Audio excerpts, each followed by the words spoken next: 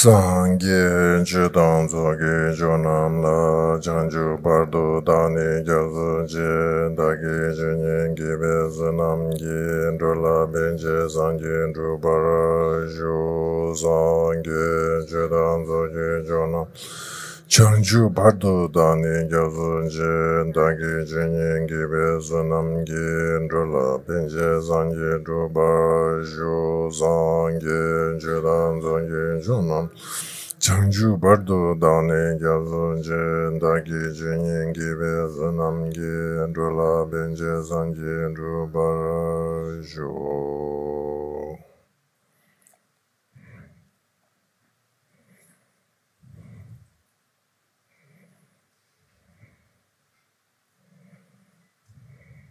Oh yeah.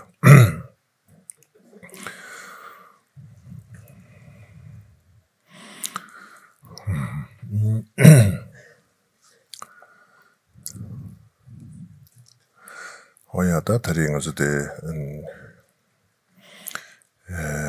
doji sembe ani gomde nyamlencheya ani di shidabudi mangshidabudi anji kasore tebatang shirab alwa ani tebatayang anji kasore yijigi teba tsijigbe teba ani shirab tayang anji kasore 동이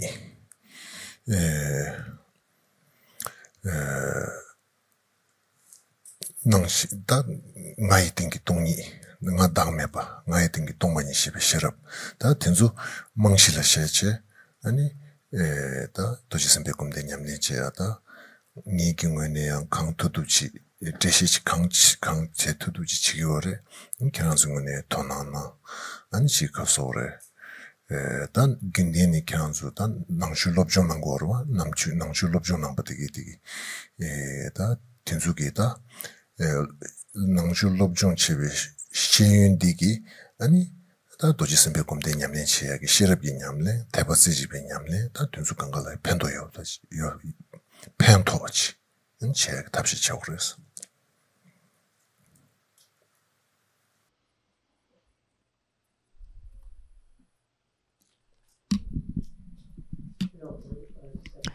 Today, while we're going to engage in the practice of Vajrasattva, this meditative recitation that we do, the basis of the practice is actually faith and wisdom. And so faith here refers to trusting faith. And so this faith which is very fixed, which is single-pointed. And the wisdom here that we're referring to is the wisdom of emptiness. And so here this would be the emptiness of the I, so using the I as the basis to understand emptiness. The lack of intrinsic existence of the I. And so based upon these two ideas, I'm trying to give you, the best explanation I can in order to be able to develop a deeper understanding of this practice. And I noticed that all of you have been paying a great deal of attention, and that usually you have some experience studying as well. And I think that this practice of Vajrasattva will benefit. Engaging this practice will strengthen your faith as well as your wisdom.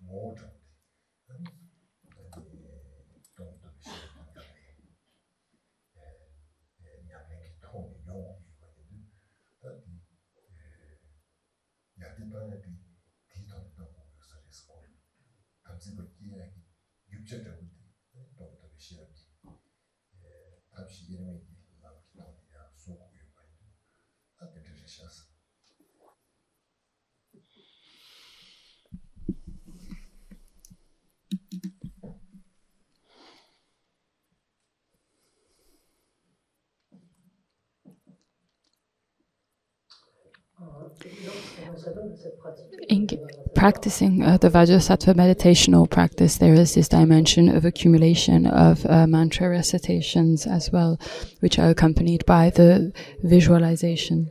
And so I received in one of the questions, there was this question around the breaking down of the visualization. You know, there's the nectar filling you from the crown, from up to down, from down to up, and the instantaneous purification which occurs while we do this mantra recitation. And so it can be broken up into 777 if you're doing it 21 times, and it's quite good to have it broken down in this way, to split it up. I think as a beginner, it's easier to wrap your head around the sequence in this way.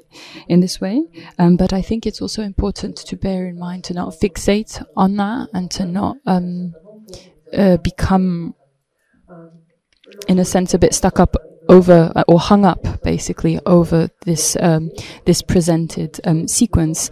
It is presented like this in the literature, and it's useful to think of how these different steps in the visualization help the purification of your body and your speech and then your mind, and all of the negativities associated with each one of the three doors. But I think it's important to remain and to keep a spacious attitude as well towards it. And the question when it comes to improving one's Vajrasattva practice, it actually really has to do with the development and the strengthening of wisdom as well as the strengthening of faith. And so therefore, this is really how one can truly improve one's practice of Vajrasattva. And like I mentioned, there are these 4 limbs of practice which exist within this sadhana and within other tantric practices as well. So there's a generation of the commitment beings, which is associated to the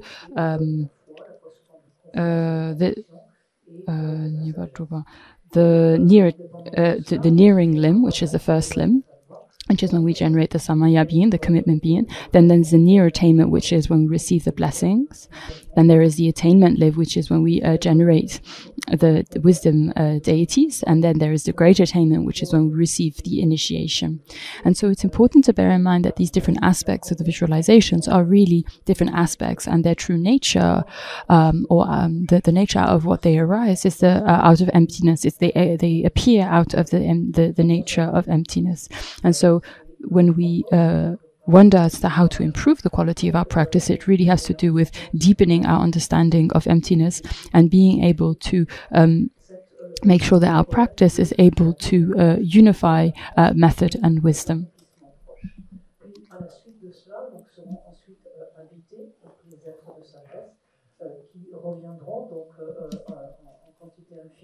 Se dissoudre, donc, en fait, se placer sur le sommet de la tête de ce Vajrasattva, s'absorber en lui, s'unifier à lui, et ensuite se consolider ou se stabiliser.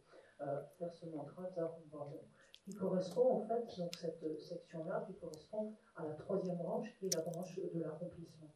Et c'est lorsque les déités d'initiation, par la suite, donc, sont invitées, qu'on fait l'initiation, donc des 5 Bouddhas qui finissent par s'absorber, en fait, en ce Vajrasattva, donc il y a toujours cet être d'engagement, ce Vajrasattva et que sur le sommet de sa tête vient s'apposer en fait ce qu'on appelle le Seigneur de la lignée, c'est-à-dire ce sceau qui est celui en fait d'Akshobhya, donc qui vient se placer sur le sommet de sa tête. Cette partie donc correspond à la dernière branche, c'est-à-dire à la branche du grand accomplissement. Et tout cela finalement représente autant de visualisations donc différentes. Et donc, en d'autres termes, autant d'aspects différents. Mais encore une fois ici, ne perdons pas de vue l'essence, en fait, c'est-à-dire le substrat de base, finalement, qui sous-tend toutes ces manifestations-là, tous ces différents aspects qui sont ici visualisés, à savoir foncièrement la sagesse, et en particulier, donc, cette sagesse donc, dans laquelle sont unis, en fait, les deux aspects de la méthode et de la sagesse. Et foncièrement, donc, tout le propos de cette pratique de Vajrasattva, c'est d'accroître en fait cette sagesse.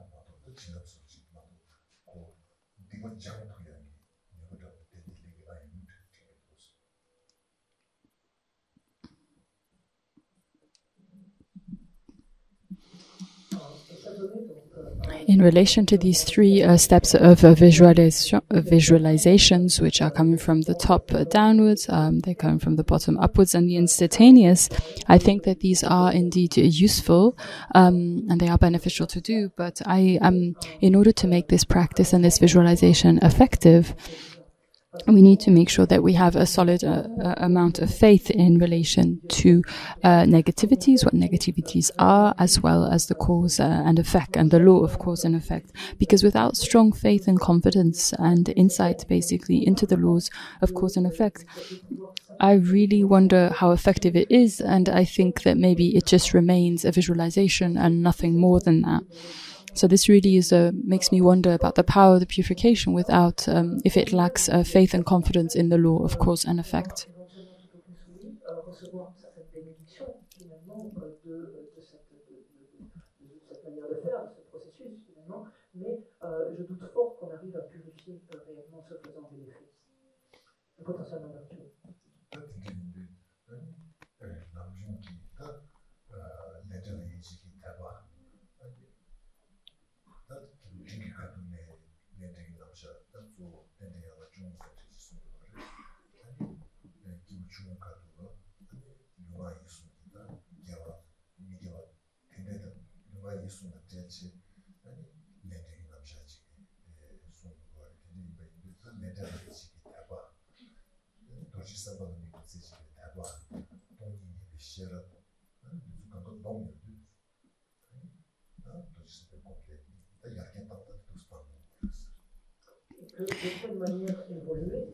In the Lamrim, it is presented, there are these chapters which are addressing the law of cause and effect, and we can see specifically the law of cause and effect is part of the being of middling capacities, and it's presented under based upon the 12 links of dependent origination. And for the being of a small capacity, cause and effect is presented based upon the virtues, the virtuous actions and the 10 non-virtuous actions. And so really it is cultivating a faith in this understanding of cause and effect, which will really enable us to have a good practice of Vajrasattva. And this is what is meant by improving our Vajrasattva practice. It means improving our faith in relation to cause and effect, as well as deepening our understanding to emptiness. This is how we improve our practice.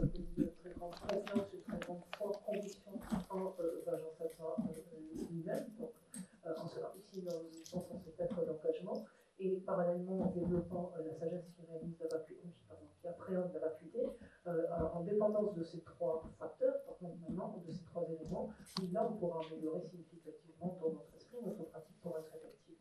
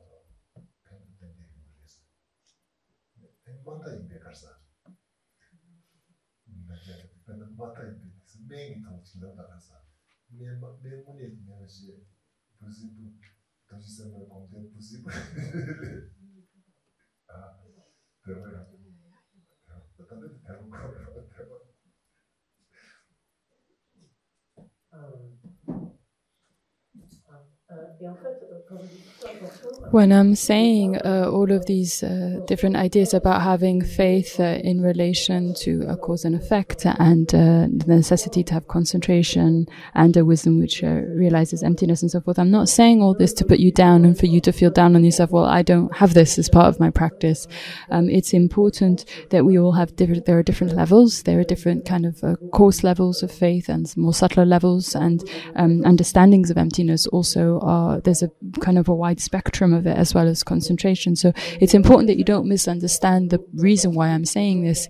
I'm not saying this to put you down or to make you feel like you want to give up about it. This is not, I'm trying to encourage you in a sense here. So it is useful surely to follow the instructions and the visualizations, just like indicated in the text. But I'm not saying any of this to make you feel discouraged or like you want to give up. Please don't misunderstand it like that. So we can think about the medicine and the placebo effect of medicine is that there is always this power of faith and confidence.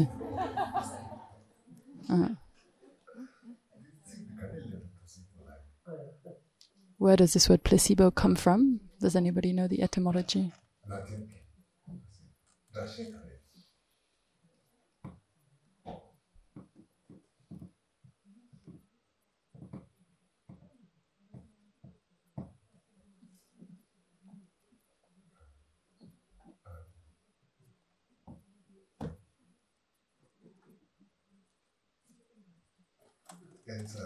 C'est une question pour Elsa. C'est l'étymologie du terme placebo.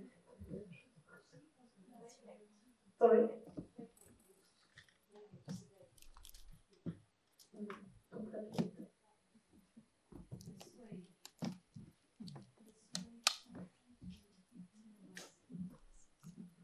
l'étymologie.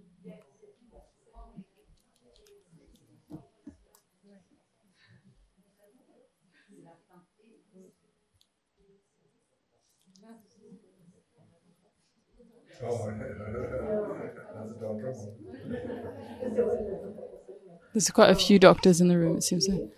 Donc, j'entends donc prendre la place.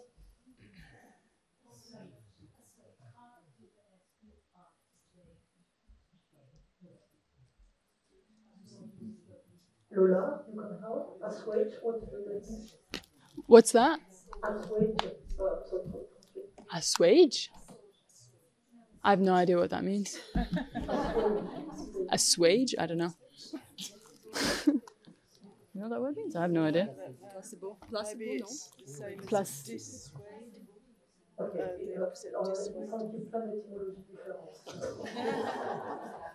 Plus. Should I bring it up?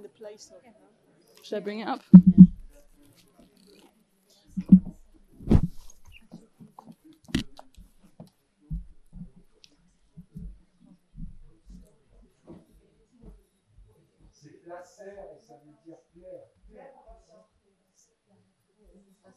Alors, ça viendrait du latin exactement placer, qui veut dire plaire.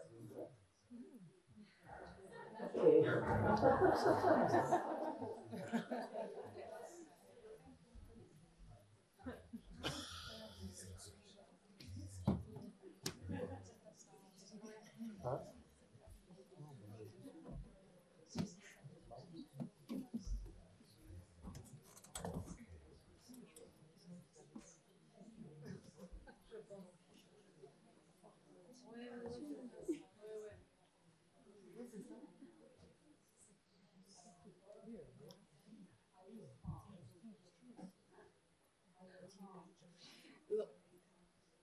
Lola, take the mic.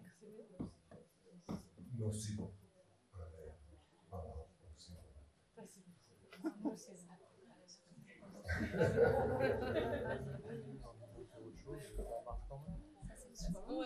Is it your phone? Yeah. Sorry. Thank you. Là, oui, c'est sûr, pas entendu par moment. Donc, ça vient du latin placere, qui veut dire plaire.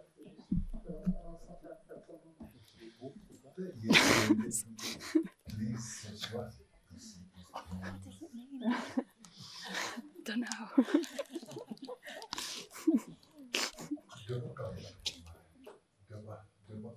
Yeah.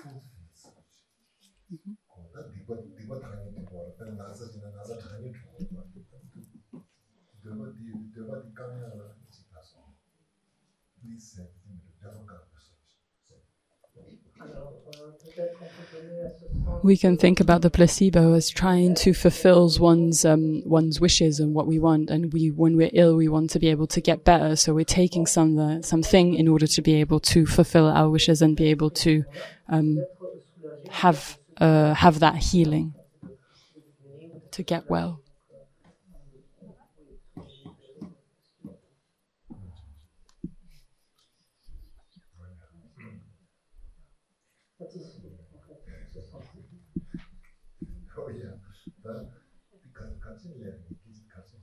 Why am I talking about this already?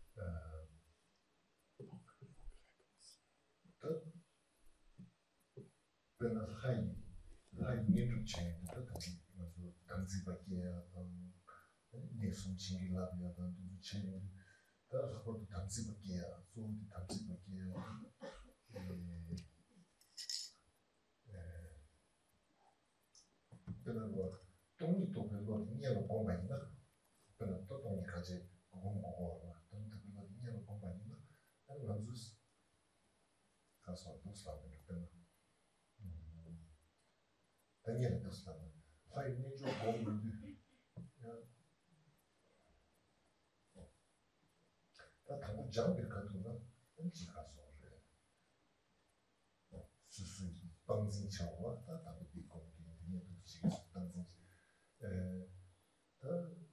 Tanzin Shukshachana,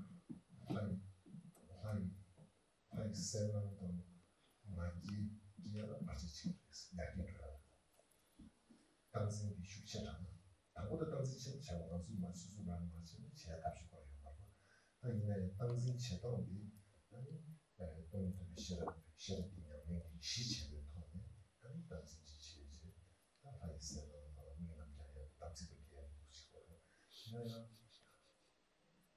Pugla, Tanzin Verish Congress, and I major community. Cochibuji, Rangi Yashari Magic.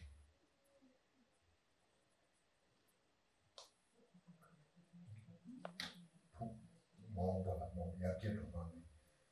Penetration, removing Yakashi did not removing Yakashi. Another drawing, removing another lab, it was a job with the non remove Tabujan, and meeting the chicken patterns in Chushema. Juma, Susu Tanzin Lachi, and Chika Sore. Chawa del Gozu Batana, Chawa Tito, Chava Polaya, and the Tanzin community.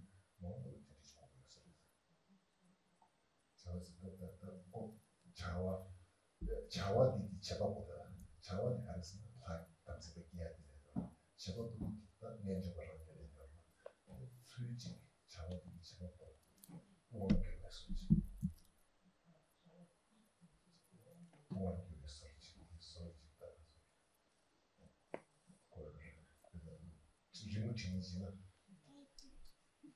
Chababodi, Chawa, one give up on the Tabu dancing, she was dancing with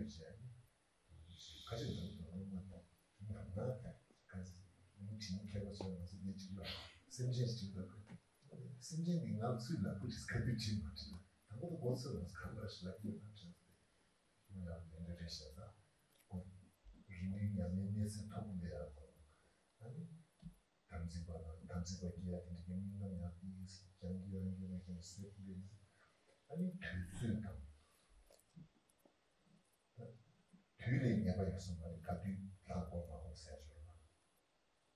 Hüling, number of Kazito.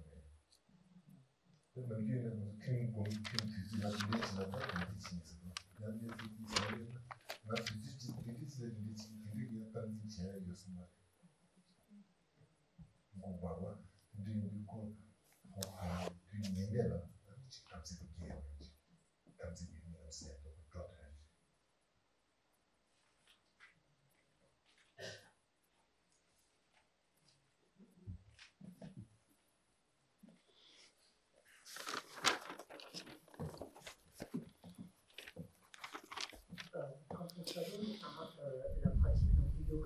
When we engaging in deity yoga practice, there are these moments where we go through these processes of purifications and of blessings of our three doors, the body, speech, and mind.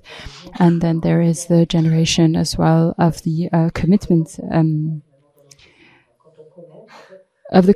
being. And so what precedes the imagining and visualizing the commitment being, I think it should be preceded by this understanding and the view of emptiness.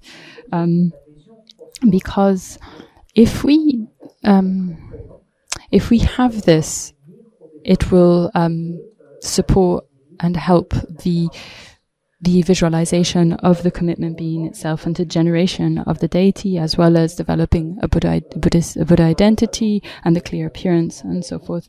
However, if we have a very strong kind of view, we have a very strong view and a fixed sort of attitude as to relate to what you're doing, and we really believe in a very firm sequence as to what we're doing, and we very fixated basically on this set sequence of how the visualization goes and going through these steps and not just considering them but holding them very firmly. I think this actually impedes on the generation of the deity, developing Buddha identity as well as the clear appearance. And this is why I think that if we precede the visualization of the deity with emptiness, I think this will really support this development, and we won't become so tightly controlling over what is happening and how the practice is unfolding. Because I think in the long term, the apparition of the commitment beings is really done in a spontaneous manner. There's not really a plan per se. We're really working towards a natural apparition, and it's very similar. It makes me think of artists, people who do illustration, for example, who will paint. They once one artist told me that I don't really decide what I do. The image or the subject matter talks to me, and I follow their lead. And so, as a beginner, the person who's training to be an artist, they really think, okay, the eyes go here, the nose goes here. They really define their image in quite a clear manner. But as time goes along, it becomes very much a spontaneous engagement with the subject matter, and it's almost like the action of drawing takes over and guides the artist to produce a certain image. And so it's very, very different. And there's this idea of, like this artist told me, that the animals, when he drew them, they really talk to him, and he, in a sense, he follows their lead, and it's not really something which is really controlled or directed by the artist in that sense. It happens in a very different way, and in that sense, there's no time certainty or aspect.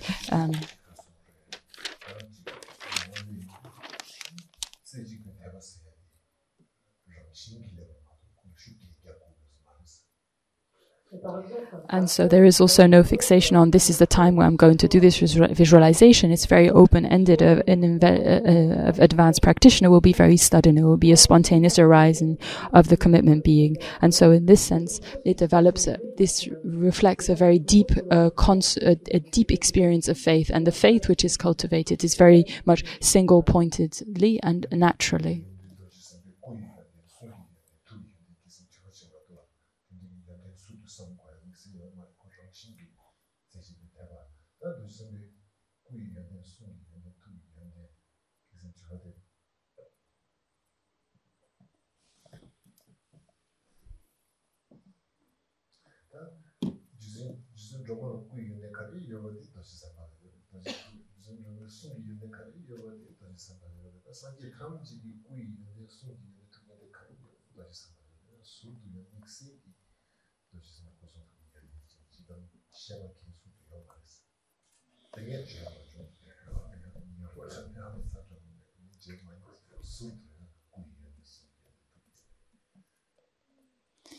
And so this brings me back to another question, which was written in relation to the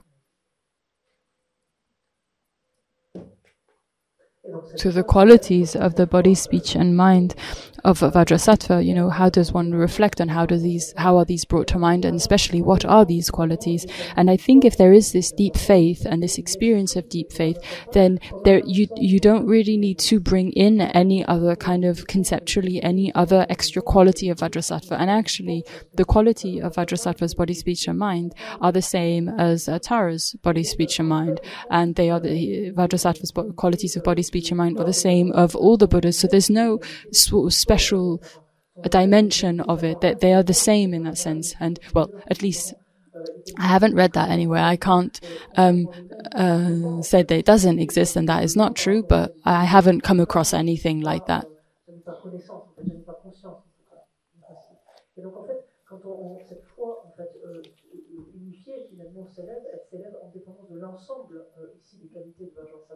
Et non pas en les prenant, en dissociant, en fait.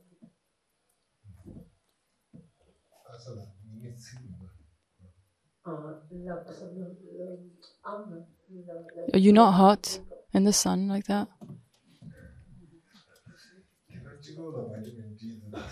You're the only one getting vitamin D in the room, huh?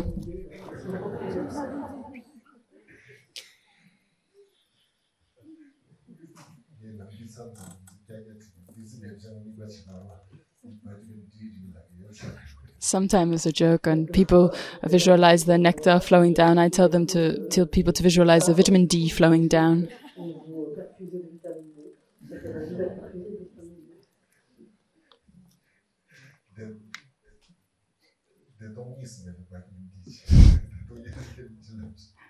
Vitamin D, which is inseparable with wisdom and bliss.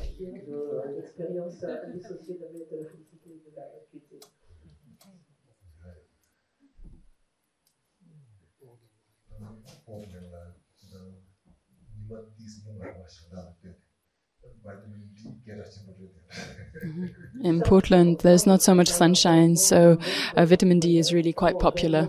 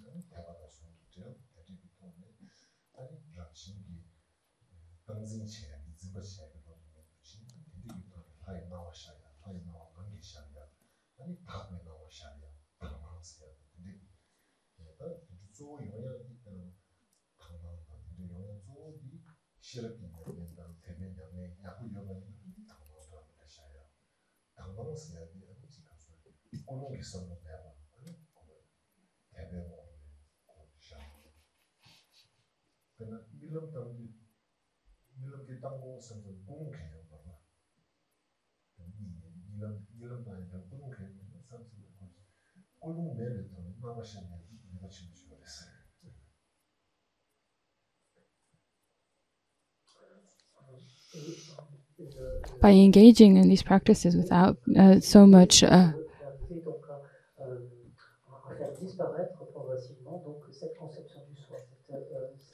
by engaging the practice, by reducing the way that one clings at the self, and we're able to do this by cultivating the view of emptiness. It counteracts it in that sense, and it enables actually also the natural apparition of the deity, as well as cultivating clear appearance and pure view in that sense as well. And so these two these dimensions of the natural apparition of the deity, this clear appearance, as well as the pure view, is really enabled thanks to thanks to faith as well as wisdom. And so it's interesting because once faith and wisdom actually are present, the apparition, the visualization arises very naturally. It arises in a very natural manner, and there's not necessarily the need for a particular intent. And what I mean by this is that it's the same as when you have a dream. When you don't think, I'm going to dream this or that. But when the dream arises in a natural manner, they are very powerful and very strong. So this is kind of what I'm trying to get at. This type of imagery, this type of visualization arising in a spontaneous manner.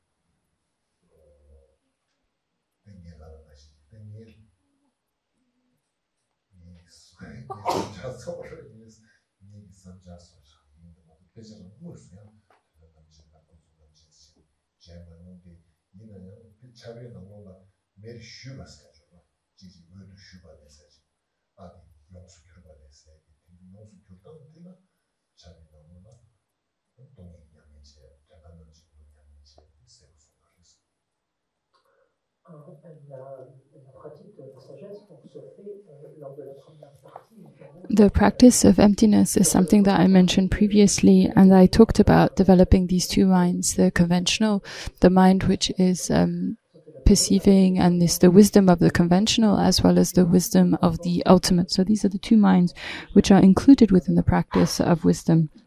And the cultivation of this view actually precedes the apparition or the apparition of the commitment beings. And these explanations which I've given you are not explicitly mentioned in texts. They're not actually present. It's more my sort of understanding and my idea that I'm sharing with you. But I think this is, it is emphasized in the dimension of when there's this transformation of the different syllables and the different aspects to be, to draw upon the mind, which is the ultimate.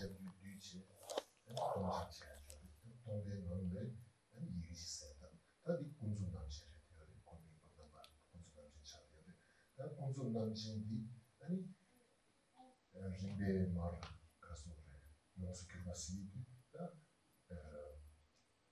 좀 동의하는 제안 이거는 지금 뭐라는 지 가서 다들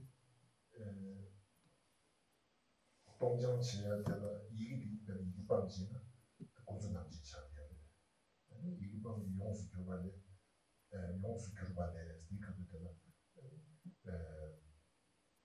동이 양내 지역이 단단함지 수치고요. 난 계속 수간에 계속 기능지는 단단함지 공격지 그냥지 생 지워서지. 그렇지. 나디 단단한 공수 남지인데 축구라시지. 단단함지 역도라시지. 이제 있어. 단단함지 무슨 텔레비전 축구로 그랬어.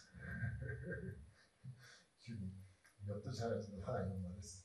나때는 노루 샤샤가니나 나도나 체이 아니지 가서 그래.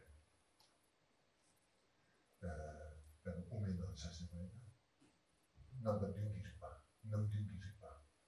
남자 나가 딩기를 봐. 딩기 타고 내가 상담 딩기 타고 아니 다음에 봐도 또 왔어. 제가 지금 노르게가 샤샤가니나 아니 가정에 켜는데 미시자가 뒤통에 리파 슈지 페이지다고 그래서 뭐냐지 그렇지 근데 노루가 리파 소치 나루가 페이지가 내가 아니 지금 링기마 배다 타니 링기 되지 근데 이게 방지 용수 교단이 고치 가서가 이해를 쓰시면 되지 거기에 뭐 식세 남바디 상고요 때 남바디 잡로가 대표님 나오시야 저도 나오시야 무슨 그냥 단단한지 될라야 이건 열었어 이게 바로 레비 마두줘야지 레비 마두서 용수 들어서 토트가 내면서 그 레비 마두줘야지 봐라 레비 유다우디 대두기 나와 뭐지 나와 그래서 잘 그랬어. 나는 이 방에 좀 예고나 아니 라고니 sim 무고차 사서집이 무고차 모스카프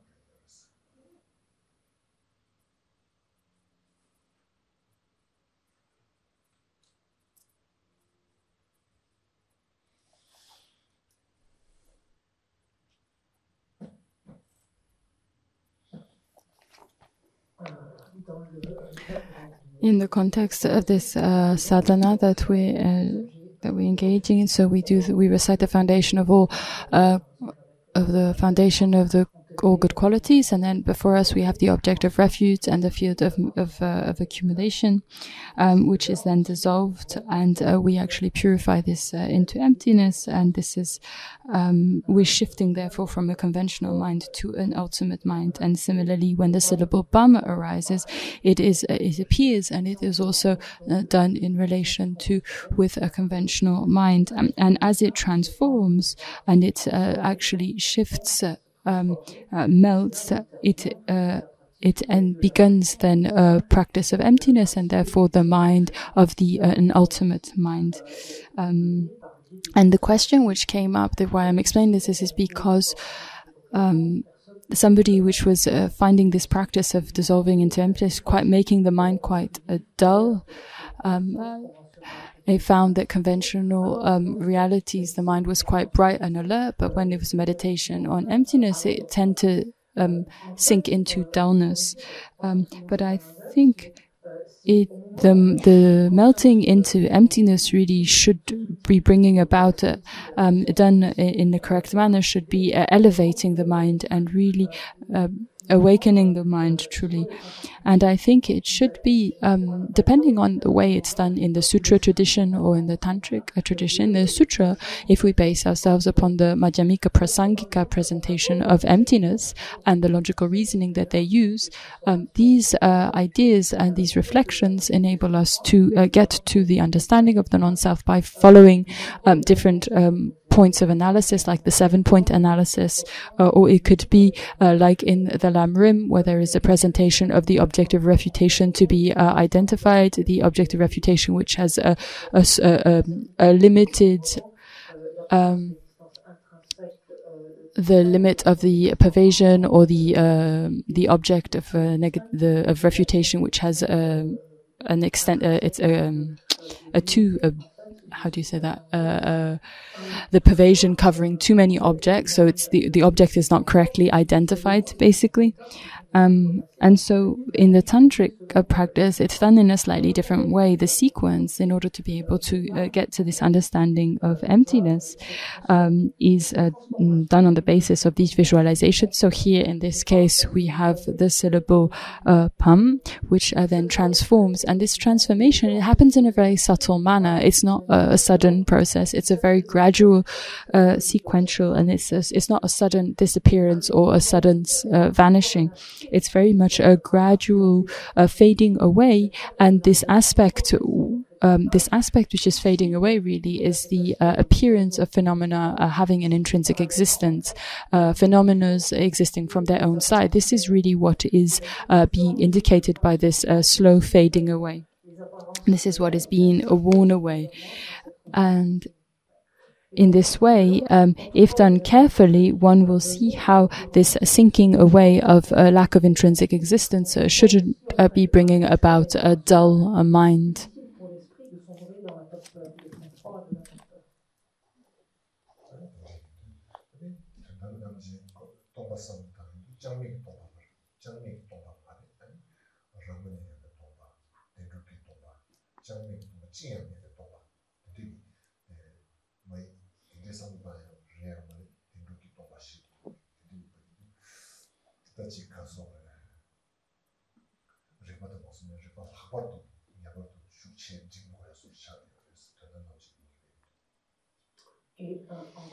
Also, when we talk about purify into emptiness, which is really what the mind of the ultimate consciousness or mind is doing, doesn't mean dissolving something into nothingness, into nihilism.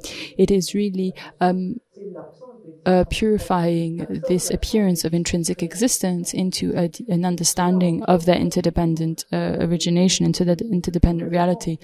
And so the emptiness relies upon its basis to be understood, and this is where logical reasoning can be useful as well.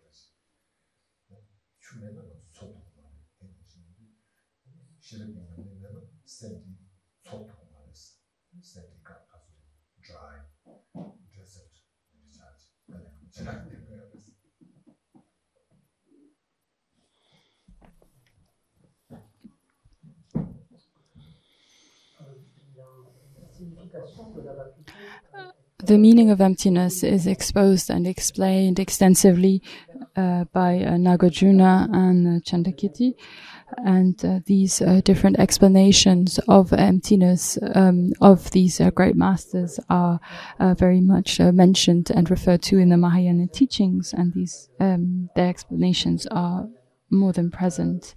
There's also in other traditions of Buddhism, like Zen in Japan or in Korea, they also have emptiness is deeply studied and reflected upon. It's a very much a lively subject or concern in the practice. And what I'm trying to say is that emptiness, when we think about water, we say without water there's no life. And so similarly, water is like the wisdom of emptiness is very similar to water in this sense. It's a water to the mind. And so without this wisdom of emptiness, we end up in a sense in a mental desert. And so therefore this means that no realizations of the path and grounds can arise out of such a dry mind. And so we really, for our mind to be able to stay fresh and fruitful, we really rely upon the wisdom of emptiness. And this is the type of feeling and sense we should get from emptiness. It's not just some kind of sacred notion. It's really that without the notion of the wisdom of emptiness, our mind becomes very desert-like, dry.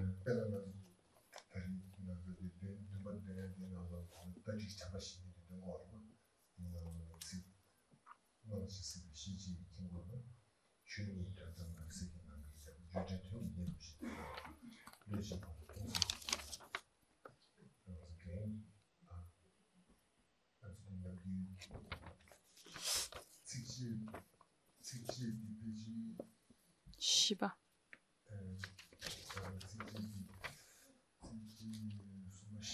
Shiva. Shiva.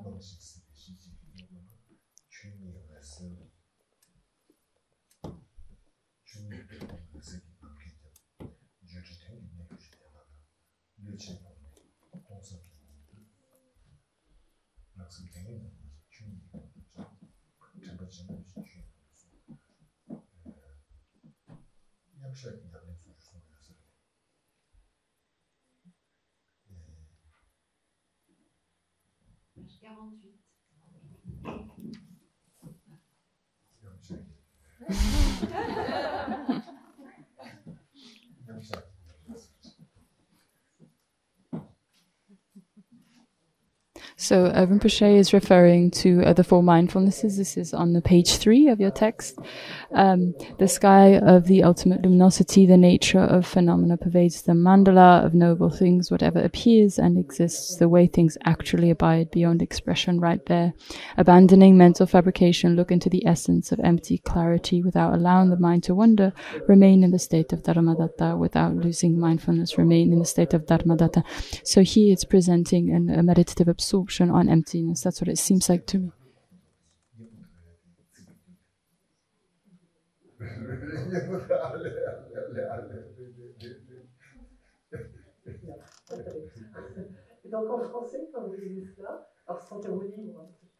So Rinpoche is asking for the translation. Are they evocative, these words? Do they make any sense to you? I guess you can think about it.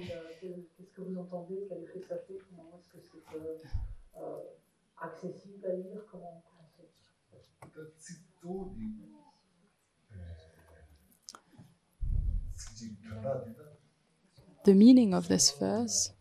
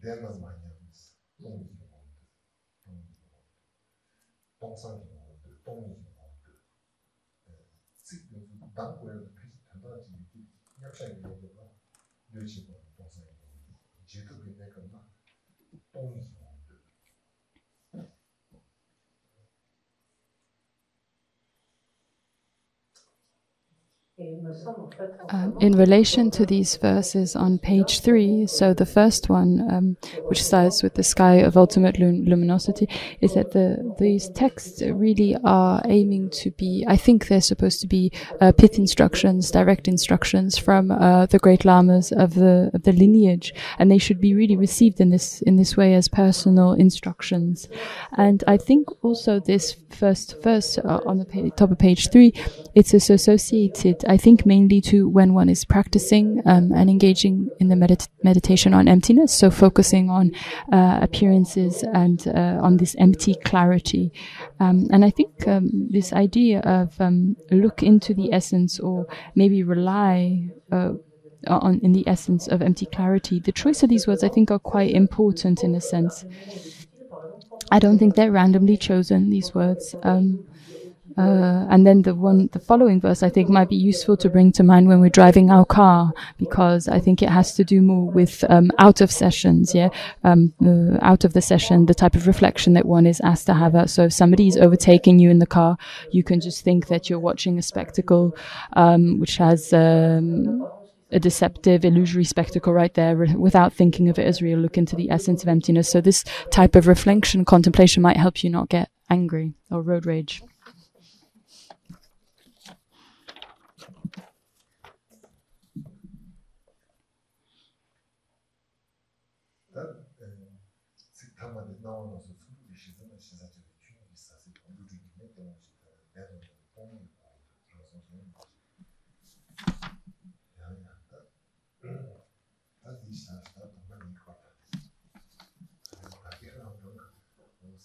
Yes.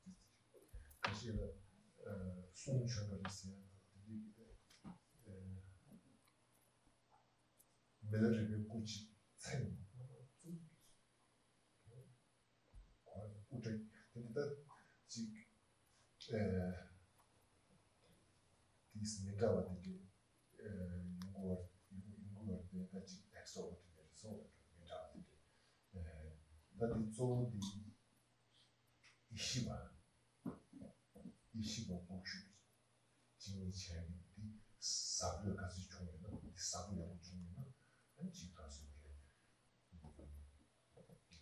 susu shishadu di dena, di dana di jikta suge, nawa jikta suge, nawa nidana suge, nawa tarmandi di yongsi warista, ishibu kushu, jingni chayani sabyo chungina.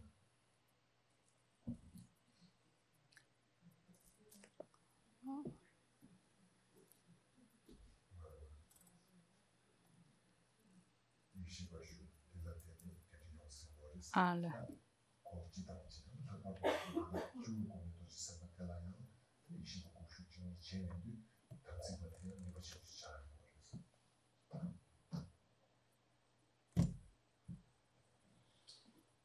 Revenons à la processus de la sadhana. Donc le Vajrasattva.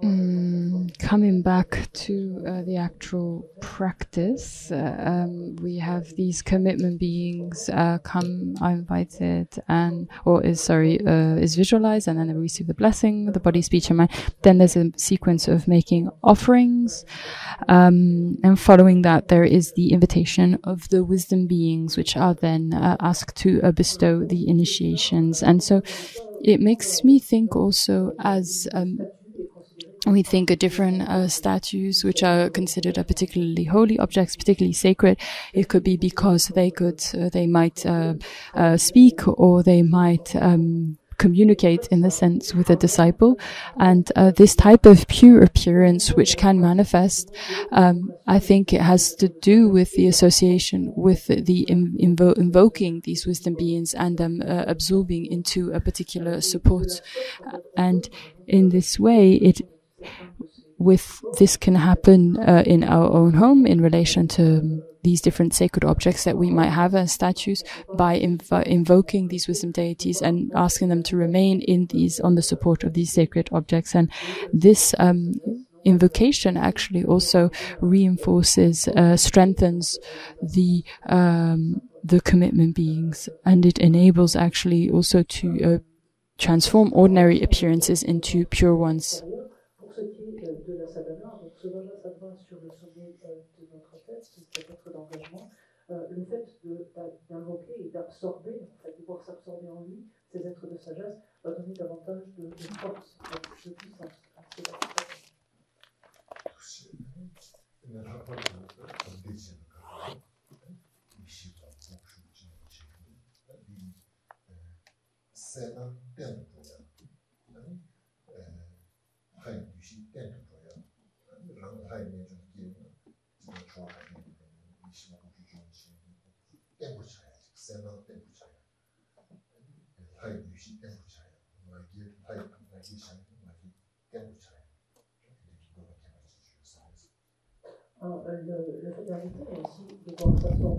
While these wisdom deities are absorbed, so it strengthens the commitment being. It is also associated to the purification, which is done by reciting these three types of visualizations, which are done during the purification: down, up, and instantaneous. Also have this power to purify ordinary appearances as well, to strengthen our visualization of the deity, as well as the Buddha identity, as well as the clear appearance. So all of this is strengthened because of this reinforcement which occurs thanks to the invocation and the absorption of the wisdom beings.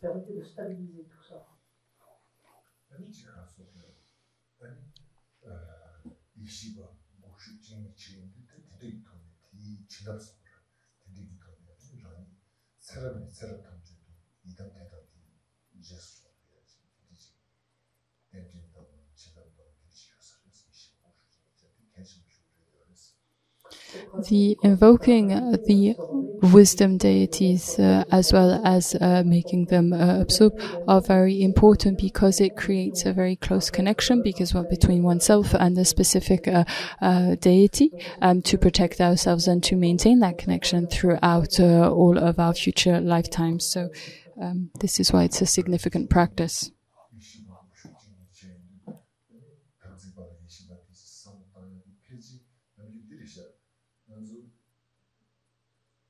감지고 끼인데 다 미지는 미지 통한다. 우리 수부 찾아서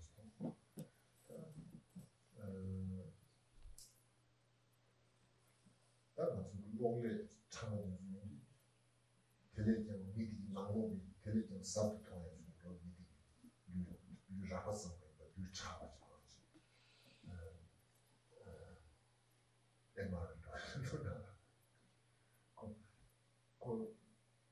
간단하게 25고 중이 지내야 감지고 깨버리기 다 너무 심해서 농주도 갖고 대상 많이 봐 뒤남기 이시사바 등에서사바 다 하되는 지금 소리 감지사바 이시사바 등에서사바 탁탁탁 나가서 유라바 차와 신도 차와 무슨 신고 봐 감지고 끼어야 되나 감지사바 이시사바 등에서사바 25고 중이 지내고 차도 감지받을 때 주로 통계 소스를 23번이 되는 것.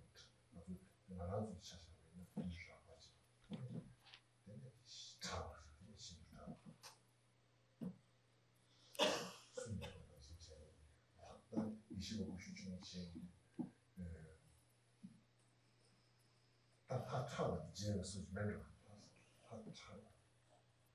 매를 근데 역시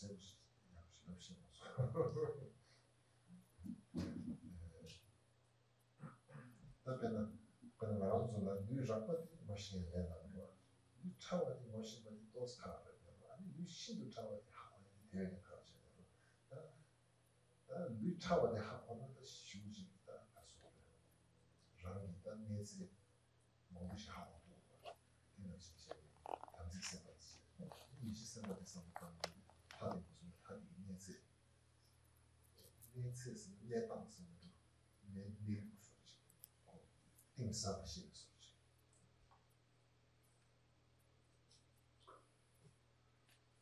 Un autre aspect en relation avec ces êtres de sagesse, c'est que something else to bear in mind in relation to these wisdom beings and their relation to the commitment beings. So the wisdom beings absorb into the commitment beings. So there is this purification of ordinary appearances. You can think about this as like a person. When we see somebody, it's quite easy to recognize somebody physically, but we rely upon technology like an MRI to see really the depth and the more subtle functionings of the body in that sense. And so, just like this invocation of the wisdom being, as well as the melting into the commitment beings, this enables us not only to challenge our appearances of what these commitment beings are, but it enables us also to see inside in that sense, and we enter into contact with the being, the concentration. There's the wisdom being, there's the concentration. There's the concentration deity, there's the concentration being, there's the wisdom being, and the commitment being. And so this is really the insides. You could think of the cogs which are hidden behind the apparent veil of the commitment being. And so this when the wisdom beings dissolve into the commitment being, it actually enables insight into the subtler level of what this commitment being actually is.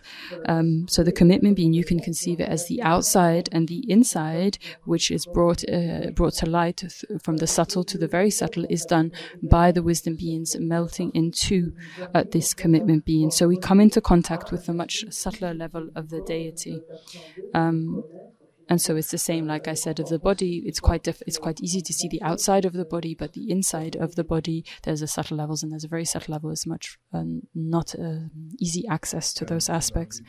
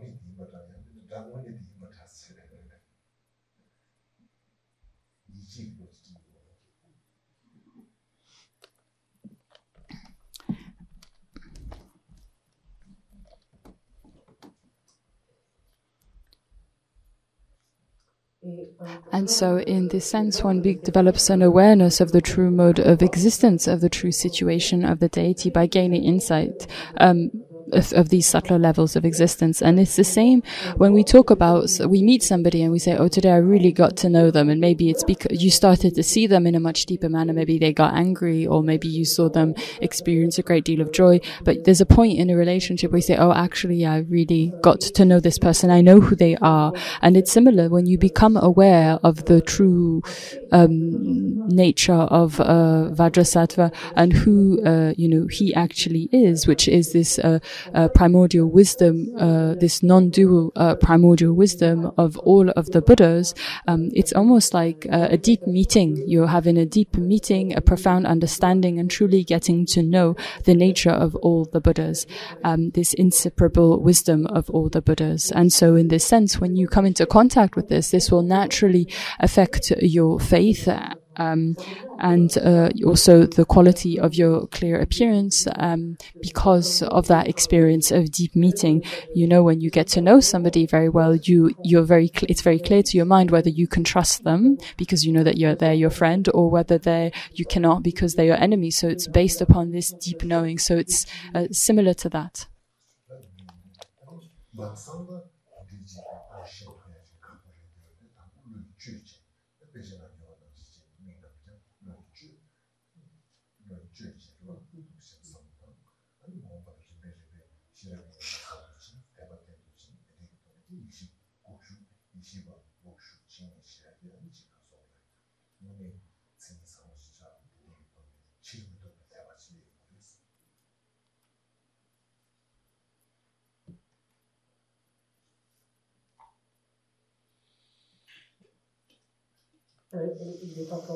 And this type of relationship is not something which is immediate, is very difficult. It's something which requires sequence, and this is why we go through these processes which are indicated in the text, where we fabricate, we construct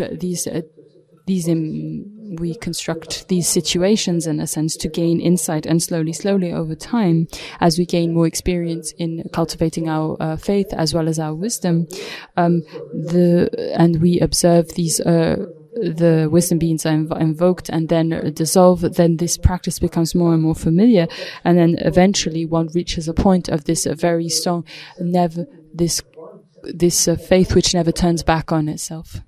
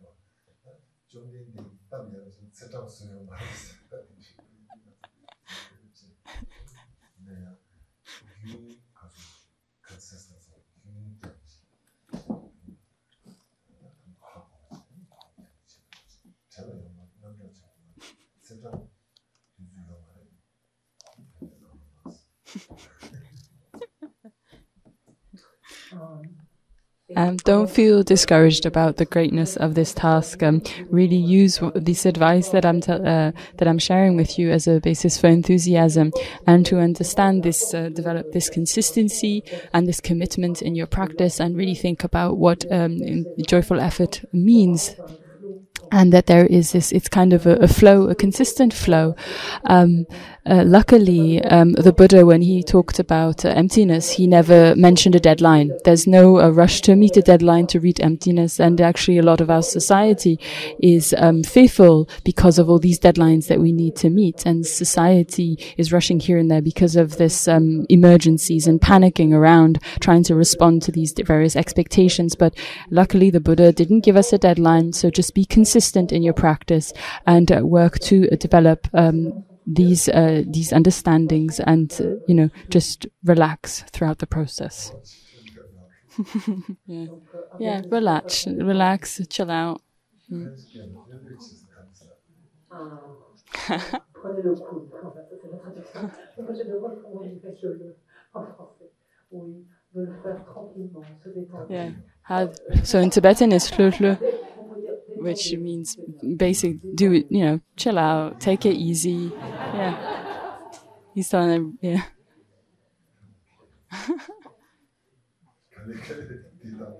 Yeah. Slowly. Learn to chill. Yeah.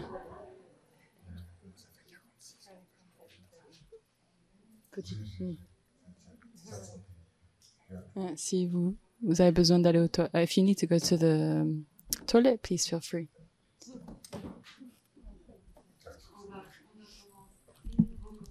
Okay. So Vajrasattva practice.